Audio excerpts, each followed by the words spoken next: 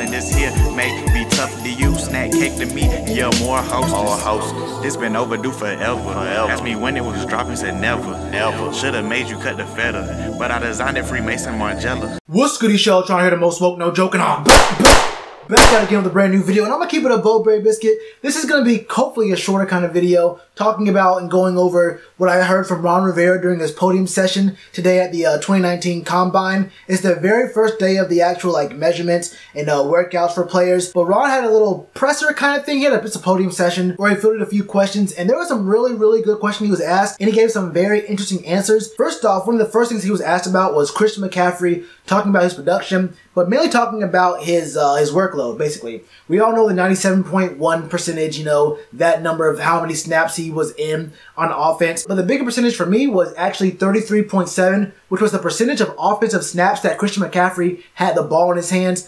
And 1/3 of every single offensive snap is a lot. He was asked about, options for backups, maybe in free agency, maybe in the draft. Coach was saying there were some really good players in the draft. It's actually a pretty deep draft this year for running backs, and that, there are some guys even in the later rounds that could be viable backups for Christian McCaffrey. And, I agree with him here. Although, maybe there's some pretty decent options in free agency, where you can get a guy on maybe a 1 or 2 year deal, some veteran guys who aren't looking for a lot of, a lot of playing time. They can come in and get maybe 20% of Christian's touches from last year, this is get him off the ball a little bit. It doesn't have to take all those hits he took last year, but even that won't take away from Christian's production, because if he's on the field at all, he's going to attract attention, and there's going to be at least one set of eyes on him no matter where he is on the field, and you always have to respect where he is. So even if he doesn't have the ball in his hands, even just a little pump fake to him, or just a glance to his side is going to get someone to look, and maybe get a linebacker or maybe a nickel corner to shade a little bit further to his side, and it might open up some spots for a crossing route on the one side, or maybe even go to the other side of the field with a pass, or maybe even a quick run with Cam. A lot of things can happen there. But for me, if we do go for a running back in the draft, I would say that anything earlier than a 5th round pick for a running back is a waste. We do need a backup for Christian, but I think a 5th round pick is about where it should really begin. A 4th round pick, you can still find some really good talent at maybe free safety, maybe the nickel, maybe a linebacker or an interior D lineman. There's actually some pretty good depth on both sides of the line this year, and you can find some solid players in the 4th round at positions that we have a bigger need for.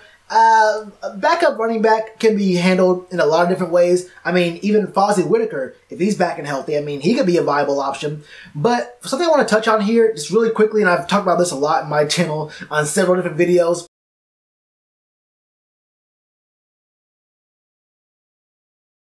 All this news and all this talk about running backs is really interesting to me, because I've been told for a while now, since I started this channel, that Carolina Panthers was a viable backup who's actually really good. I've even heard from multiple people that he could be a 1,000-yard rusher if given the chance. Well, the front office, the coaching staff, the team itself has told us multiple times, actions speak louder than words. They have not been giving Cap a chance. And if you remember back in last offseason, Coach Rivera made a very public announcement saying that this is going to be the year where he gives Carolina Panthers a fair shake and see what he can give us. But then we went out and got C.J. Anderson in free agency, and even though we didn't use C.J. Anderson at all, really, we also used Carolina Panthers less. So if you look at that and see what's going on with the team, and see what's going on with the reps that these guys are given, even just the snap counts these guys are given, if you still believe that Carolina Panthers is a good running back in this league, he's almost reaching 30 without ever having played any kind of meaningful snaps in the NFL. It feels to me like the coaching staff is saying there's not much we can do with Cap right now. He cannot have a big impact on the team. So, you can still believe in the man, but it seems like whether or not you do, the team and the coaching staff just does not. And he's on the team more just because he knows the playbook and he's a good locker room presence. That's how I take it. There were some other topics that are really interesting here. He talked about plans for Matt Khalil, and that's when my ears really shot. I was like, hold up, Matt Khalil? I was like, okay, what's the plans for Matt Khalil? And he said there are plans. He didn't really, go too deep into it with specifics, but he said there are plans for Matt Khalil. I was like, wait a minute, there are plans for Matt Khalil? Then I had to slow down for a second. I was like, you know what? Hold up. I might be going off the rails here, because I have plans for Matt Khalil. Matt Khalil, how good are you at holding a Microsoft Surface tablet? Are you good? You know what? Not even just that. Honestly, I wouldn't mind Matt Khalil blocking on punts. I wouldn't mind him blocking on field goals. I would not mind him, being in the second level on a kickoff return and, get a little running start and block someone like that. I have no problem with Matt Khalil blocking. What I have a problem with is Matt Khalil protecting Cam Newton. That's where my problem is. You can block for whoever and whatever you want. You can block me on Twitter if that's what it takes. As an aside, after the podium session, I think it was Max Henson who asked him a question about specifically how fluid is the situation with Matt Khalil, and Ron Rivera said that that was more of a question for Marty Hurney, which was a really good answer for two reasons. One, because it made sure that coach didn't have to actually answer the question. He just said, give it to Marty. And two, because that means no one has to answer the question, because Marty Hurney didn't make himself available after the season ended. And he won't be available during the combine and all, which he also was not available for comment during last year's combine. So in a way, it's kind of like we're left in limbo with no actual real answer for what the plan is for Matt Khalil. But, I mean, I guess you got to count your blessings. At least it's not an actual, 100% confirmation that Matt Khalil is going to be starting next year. That's, I guess, all we can really hope for at this point. But continuing on with the O-line kind of situation, he talked about, losing big leadership guys like his brother, Ryan Khalil, at the center position. He said that he really liked Tyler Larson, and Tyler, really stepped up a lot. And Tyler did. Tyler Larson had a really good, stepped up there. He was really solid there. I would not call him the same kind of guy as Ryan Khalil. He doesn't have that kind of impact. But, he played pretty well there. And I think given a full, OTAs, mini camp, the whole preseason training camp, all that kind of stuff, if he's given that kind of role as being the starting center and he can get comfortable with that, I think he and Cam can build a bigger chemistry and, he can step up into that role. But coach did say he's still going to be looking forward to evaluate and continue to evaluate and keep his options open for adding talent to that O-line, even if it's just depth. So he didn't really commit to saying Tyler was going to be the starter as a center, but he did show some confidence in him, which is a really good sign, because less spots we have to pick up in the draft for O-line means earlier picks for other positions like maybe a nickel corner, maybe a free safety, maybe a big body receiver. I'm going to keep saying it, and I've said it a lot. Maybe an interior D lineman, maybe an interior D lineman or an edge rusher, which I think edge rusher would probably be one of the earlier picks. But he did make a big point about the D line. He said that everyone focuses on the edge rushers and that, everyone's focusing on us losing Julius Peppers, and, everyone wants to know about, pressuring the quarterback from the edges. But he also said that, you need big run-stopping bodies in the middle of the line that can get interior push as well, because if you can stop the run and turn teams one-dimensional and turn them into passing-only teams, that helps you out a lot better on the edges. And it helps out with, if you go to a 3-4 look, guys who are out even wider standing up, who are always going to be pass rushing. He said guys like Jermaine Carter. He said guys like Marquise Haynes are going to be good. He mentioned Efe Abada, but he also had a little caveat there saying we have to figure out exactly what his skill set is and exactly how we're going to use him, which I found interesting because Efe Abada was the very first player in the offseason to get an extension on his contract, which you would have thought, if you still have to figure out what exactly you're going to be doing with him. Obviously, the very first guy re-signed might be something to do with us having a London game and him being a guy from the UK. I've gone over that a couple times in my videos. I won't harp on it now. But I do think that I like what I saw out of Efe Abada. I'm not really 100% sold on him as a starter caliber kind of player, but as a role kind of guy, a situational kind of guy, he's not bad. I mean, the man got a diving pick last year. Can't hate on that. And he did mention that Dontari Poe didn't have the greatest of seasons, but it takes chemistry between the two guys in the interior. K1 has spent 5 years with Star, and you have to build that kind of trust in that relationship. And obviously, when you're in Eric Washington's scheme, things ain't going to look that great. It was like the whole defense took a step back. And he said that, once the D-line plays better, the linebackers play better. And once the linebackers play better, the secondary plays better. So those things do work in tandem. One of the other questions he was asked was about the quarterback situation and Cam and his health and whatnot. And he said, quote, he is very pleased in our QB position, saying that, he feels like Cam's having a really good recovery period. He's out there doing his drills, doing his workouts and whatnot. And even if Cam is not ready by some long shot or whatever, he has faith in Taylor Heineke, who is going to be a free agent. So, I'm not sure what his fate is going to be. But also in Kyle Allen, who, both these guys really did show up. And I really do think that, in Norv Turner's system, it's a very quarterback-friendly system.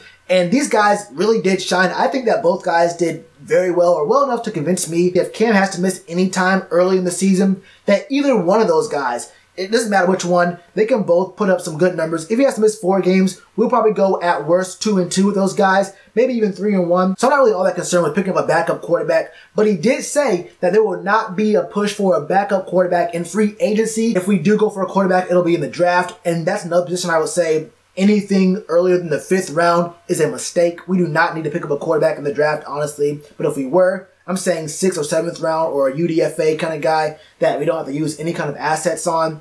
it's just one of those things where I think we have enough right now between Cam and either of the backups that we can be all right for at least this year. He's also asked a pretty deep question about the free safety position, talking about what kind of guy with what kind of skill set you want to pair with Eric Reed back there in the secondary. And Coach gave kind of a weird answer to me, at least, saying he had to figure out, how and where we're going to use Eric Reed before he answered that question.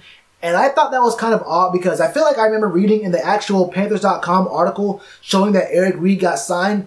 I feel like the writer of that article mentioned that it was going to be pretty clear that Eric Reed was going to be playing strong safety, like in the box, run support, a big hitter, big impact kind of guy who can make the wood playing kind of down in the defense.